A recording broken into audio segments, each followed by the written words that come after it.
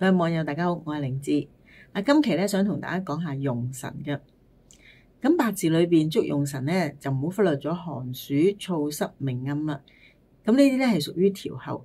咁往往好多時喺八字裏面捉用神咧，好多人就以為係扶益嗰度，再叻啲嘅咧就識得喺通關嗰度，但係好多時忽略咗調候嗰個作用。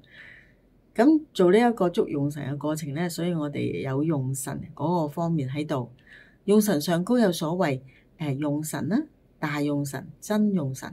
咁呢啲過程喺裏邊嘅單一嘅，咁我哋可以稱之為用神啦。咁對於命格命盤產生到好處嘅情況底下咧，我哋就會稱佢做用神。如果係有兩個情況底下都關佢事嘅，佢都產生到好作用嘅話咧，咁呢個就稱之為大用神啦。一般去到大用神嘅時候咧，嗰個格局係已經提升咗噶啦。咩叫做格局提升咧？即係話當你行緊用神運嘅時候，好運嘅時候咧，好嘅流年啊，佢嚟緊嘅好處係比較大嘅，所以叫做大用神。